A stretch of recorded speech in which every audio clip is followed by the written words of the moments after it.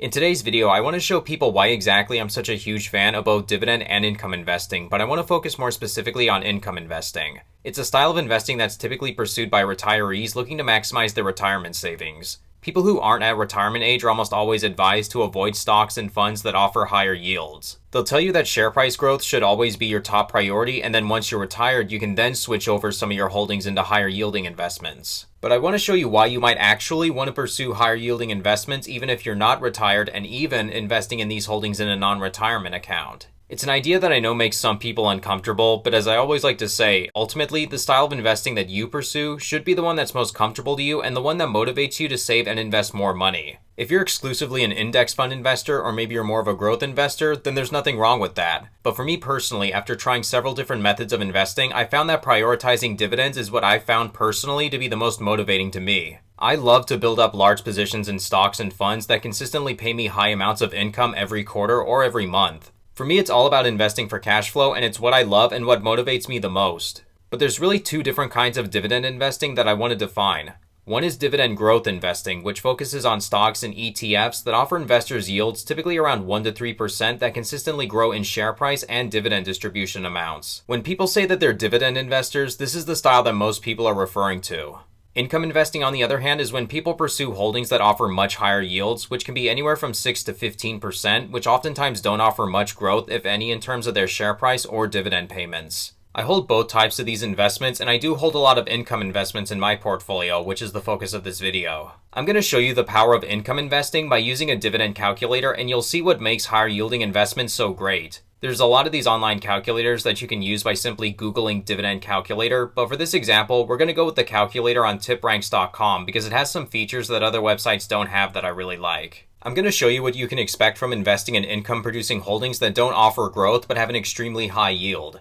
Let's take Pen & Park Floating Rate Capital for this example, which is ticker symbol PFLT. It's a business development company that invests in small and medium-sized businesses. It pays a monthly dividend, and as of the making of this video, it currently offers a 10.09% yield. Since this company's launch in 2011, PFLT has never reduced or skipped a dividend payment. They have increased it, but it's been a while since they've done this. So it's the perfect example of a holding that an income investor would like. But we'll enter this fund's information into our dividend calculator and see what kind of results we can expect from investing in PFLT. Let's say we want to own enough shares of PFLT to pay us $500 per month in dividends. This sounds like a really high amount, doesn't it? And you're probably wondering how much this would cost. If we wanted $500 a month in dividends from a typical dividend growth stock, like let's say Caterpillar, it would actually cost you $284,000 as of today. But with PFLT, their stock has paid 9.5 cents per share per month for a number of years now. So 500 divided by 9.5 cents means that we need 5,264 shares of PFLT. Multiplied by its current share price of $11.30 per share, we can see that right now we would need roughly $59,484 worth of shares to earn $500 per month in dividends. Definitely not a small amount, but compared to $284,000, it's a pretty huge difference. It's a whole lot easier to save up enough to earn $500 per month from PFLT than it is from CAT.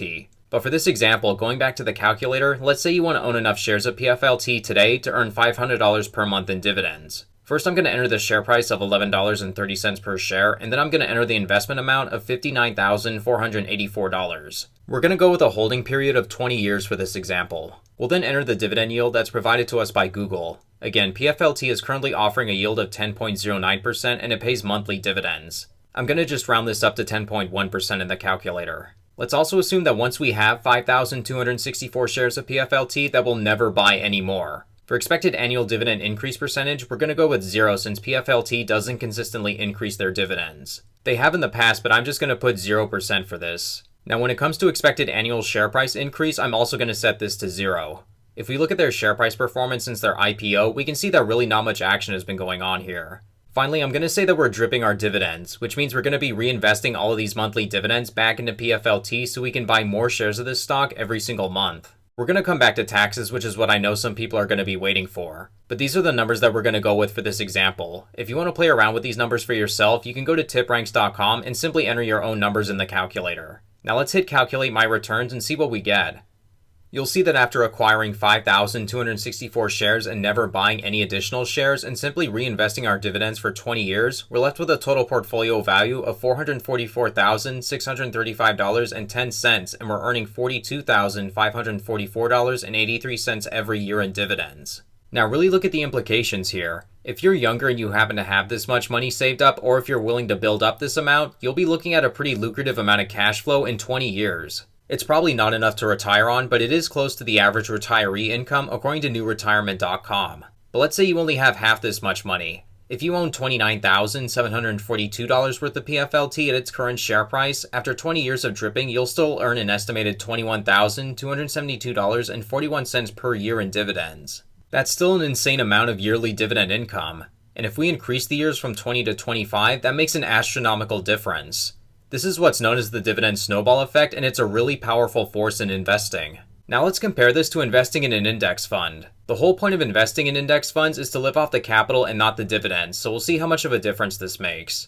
We'll go with SPY, which is the Spider S&P 500 Index Fund. We're going to go with our original amount of $59,484 into it, and we're going to see what we're going to get after 20 years. SPY currently trades for $386.21 per share, and if we divide that by $59,484, we get 154 shares after rounding up. It currently yields 1.59% according to Seeking Alpha, and it actually grows their dividend at a rate of 1.05% per year, which I'll round up to 1.1%. For share price increase percentage, we're going to go with 9%, which is typically expected for the S&P 500 during a normal year. We'll also never make another contribution into SPY ever again, just like with PFLT. So now let's hit calculate returns and see what we get. According to TipRanks, we're left with a total portfolio value of $462,422.71 and yearly dividends of $8,307.46. So we can actually see we have a higher ending balance after 20 years of an index fund compared to a higher yielding stock like PFLT. Both investments did very well, but SPY came out on top in terms of ending balance. But let's compare the results of PFLT and SPY side by side here. Let me tell you why I love PFLT's results so much more than SPY's. Look at the annual dividend income amount of PFLT. I have the option of completely living off the monthly dividend payments as opposed to living off my capital investment of SPY. In other words, with PFLT, I don't have to sell any shares of it like I'll have to do with SPY. My capital investment won't ever need to be sold off to fund my living expenses. The dividends will completely cover it.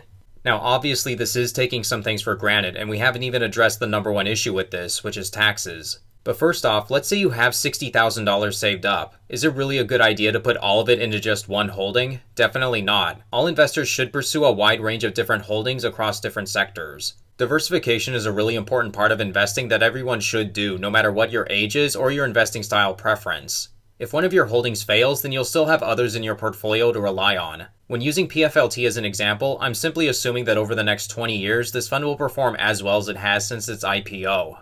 You might also be thinking, what's wrong with investing in index funds and then moving over some or all of my money into income stocks? And the answer to that is really nothing. But one of the best parts of income investing is seeing dividend payments snowballing. Seeing payments grow every single month or quarter is so much more motivating to me than seeing a line move up and down, but gradually moving upward over a long period of time. I enjoy looking at my holdings and doing some basic math in my head like, oh, if I invest an extra $100 this week, then this stock will pay me an additional $1 every month. That's something that I just don't experience from index fund investing, although I do hold index funds in my portfolio too. On the other hand, if a lot of high-profile investors and financial institutions are correct, we might be in store for a decade-long season of flatlining share prices in the market. If that's the case, then you can expect a 9% annual return for the S&P 500. Based on what I've seen, this is my personal belief, but I think dividend investing could be by far the best investing strategy over the next 10 years. It's also true that with income investing, you will be paying more in taxes each year if you're doing it outside of a retirement account. If you're the kind of person who hates paying taxes as much as possible, and I run into these people all the time, then income investing simply isn't going to be for you. But the way that I personally see things, if I can live lucratively off of dividends, then I'm fine with paying more in taxes. It does take some self-control, like you have to remember not to spend a certain percentage of your dividends depending on your tax bracket and your location, but this is something that I'm capable of doing. Nobody enjoys paying taxes, but looking at a future of being able to live off dividends without selling any shares of my stocks is the ideal way of investing to me. You can always sell shares in an emergency, or if you don't want to, you can pass on the cash flow to your loved ones someday. For people pursuing an income strategy, you'll also need to dedicate some of your portfolio towards growth. Eventually, when you stop reinvesting dividends, you'll need to rely on something for growth in your portfolio. This is where a good dividend growth fund like ticker symbol SCHD would come in handy. Allocating a certain percentage towards growth will ensure that inflation doesn't leave you with less spending power in the future. Another option would be to reinvest your dividends some months and then spend them the others if that's possible. It also needs to be said that you should not chase dividend yields. Don't just invest in holdings that are simply offering the highest dividend yields, but do your research into which high-yielding stocks have the best track records. But I just wanted to show people the power of snowballing these high-yielding dividend stocks. There's so much more I could talk about, but I'm not going to be able to cover everything in one video. If you find yourself not really motivated to save and invest in index funds, or maybe you don't want to pursue these hyped up growth stocks, then I'd suggest trying some higher yielding holdings in your portfolio. You might get really addicted to seeing your reinvested dividends growing every month or every quarter like I do. But ultimately, you should pursue the style of investing that you like most. Just do what motivates you to both save and invest more money. But hopefully this video showed you why exactly I love these higher yielding stocks and ETFs in my portfolio. Thank you all so much for watching today's video. If you liked what you saw, then please give this video a thumbs up and feel free to subscribe to the channel if you want to see more high-yielding investing strategy videos. Again, thank you all so much for watching, and until next time, take care.